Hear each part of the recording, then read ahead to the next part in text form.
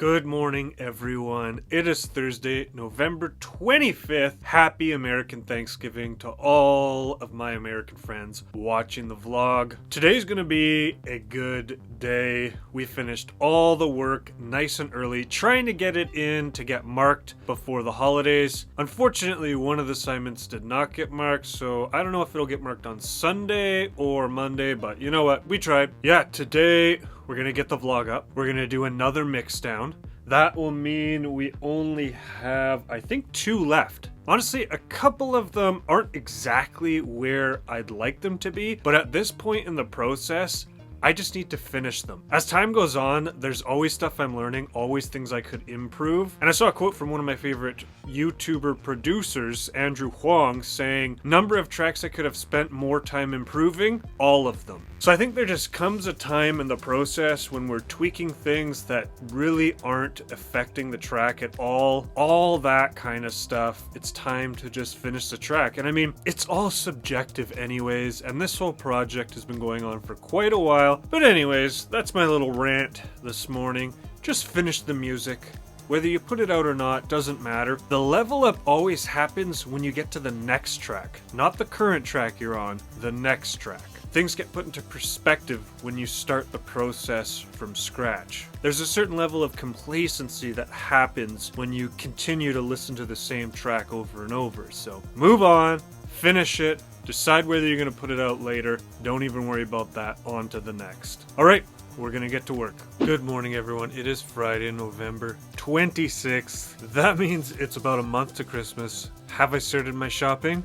No. We got our release radar up. Something we've been doing lately is posting all of our favorite tracks that release on Spotify to our Instagram stories. Just something fun. Share the tracks that I'm vibing with that came out today. So if you want to see that, the link is below for my Instagram. Give me a follow. So I finished all the work early this week because it's the American Thanksgiving holiday, but unfortunately not early enough because it didn't get marked, but I think it'll get marked on Sunday, I hope. So today my only goal is to finish the mix downs for my classic EDM remixes. And then over the Christmas break, I'll be doing the masters and then I'll be slowly releasing those songs. Super excited about that. A little nervous because these are super well-known tracks that I've redone in my style. Had a lot of fun doing this though. Learned a lot. The simplicity of these tracks and what makes them so catchy is what really sets these tracks apart. And so yeah, learned a ton from doing this project on what makes a track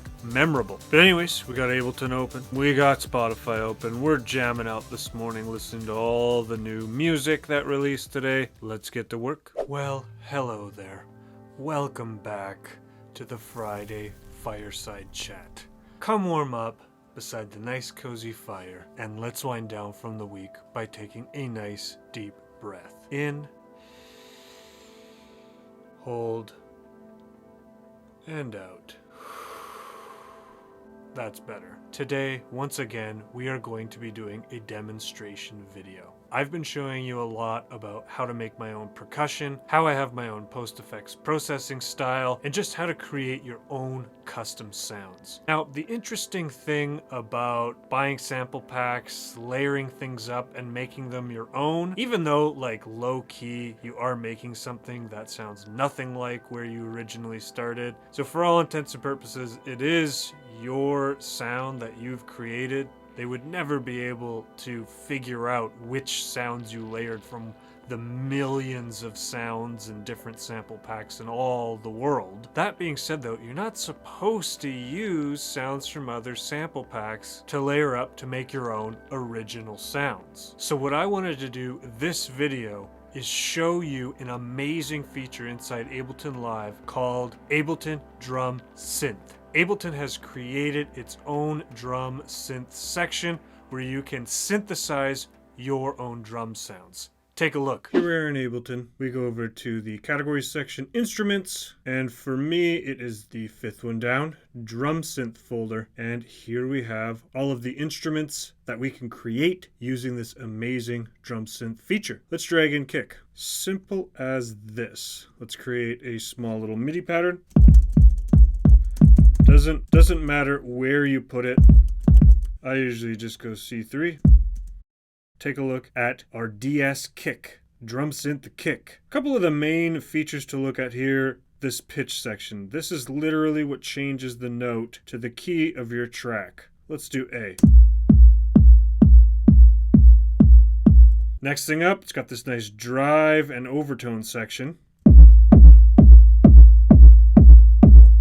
Then of course attack, we can smooth it out. We can add some extra click. And then we can shape our kick with the decay and envelope.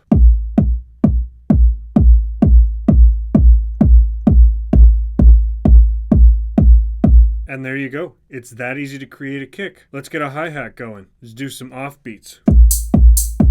If memory serves me correct, it is only kick and tom where you're able to actually pitch it to a specific key that's listed. Most of these other instrument synths produce an atonal sound, meaning it doesn't have a distinct key. So let's shape this hi-hat now.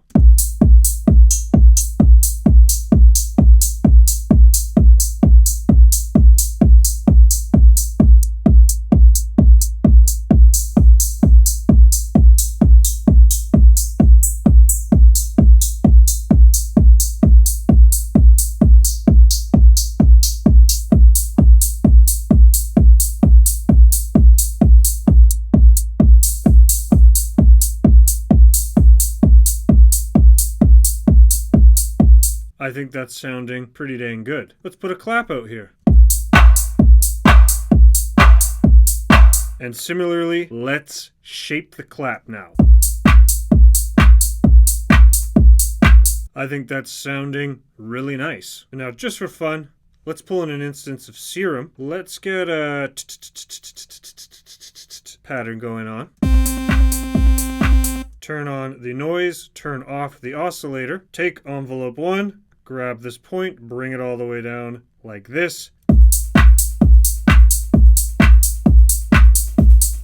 Let's choose a different noise. Throw a filter on that. And there you have it. Utilizing the Ableton Drum Synth, I can now create my own custom sample packs from scratch, not utilizing any layers from other sample packs, and sell them. It really is that simple. Well, how about that? Super handy feature inside Ableton Live, being able to synthesize your own drums. Like I said, if you're resampling and layering drums from other preset packs or even other songs, technically, if you don't have permission to do so, you can't really release that as your own sample pack. This method, also showing you how to create a hi-hat, you are perfectly free and clear to release whatever you want with these methods. One thing that I personally am going to be adding to the mix is buying myself a field recorder, going out into the wild, going out into the city, and recording random sounds that I come across. I can then take these sounds, mix them in with my percussion, and probably get some really unique textures, tones, you name it. Just a fun thing to do to get more creative and be more original with your sounds. As always, I hope this helps you. Get experimenting, comment below, let me know how it goes for you, and if you have any questions. All right, that's it for the Friday Fireside Chat today.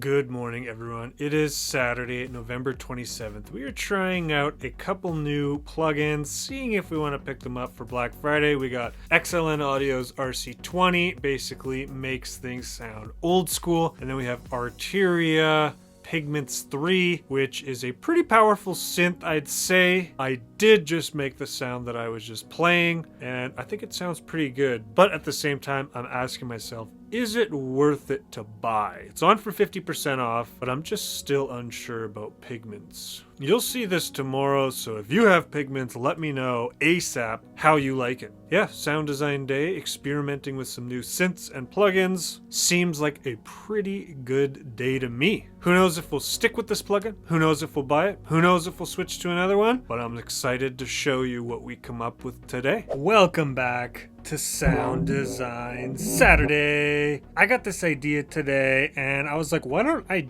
just make one genre of music, something that I haven't really done. And so I was messing around in that Pigment synthesizer and I started making some really cool house sounds. The trouble with that is it was a demo and every 20 minutes it would shut off and I couldn't save my presets. If you know your synths, I honestly feel like Pigments 3 is like a way better version of Nexus 3 in that, sure, in Pigments you can fully synthesize sounds and different things like that. I didn't use it for long, but in my opinion it's very much geared towards the presets that are already made. I'm sure it's a great synth itself, but I already have so many other synths that if I'm going to sit down with a demo and it doesn't blow my mind, then I'm not getting it. So that's kind of how that experience went for me personally. But anyways, we made a whole bunch of different house music today, and what I've been doing lately is creating a bunch of MIDI and then duplicating that down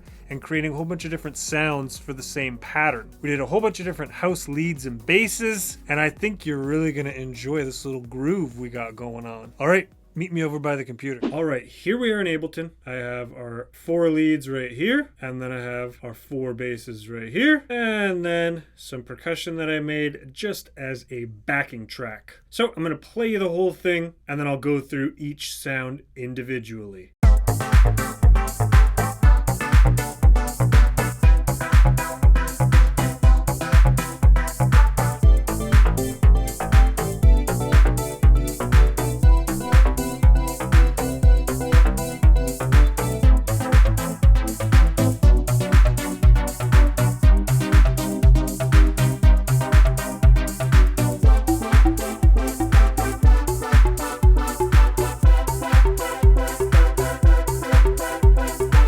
Lead sounds.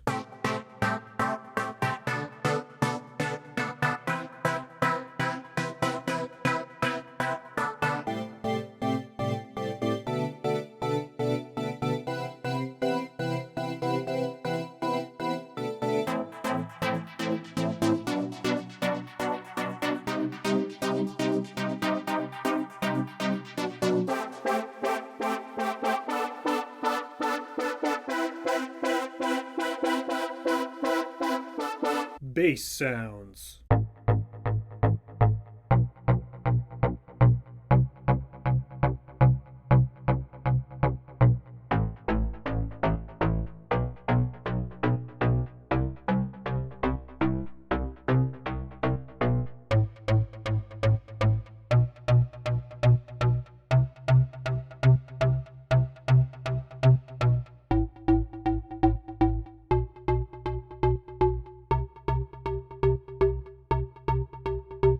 And we're nearing the end of the video. You've probably clicked off by now, but if you were vibing out, let's hear it all again.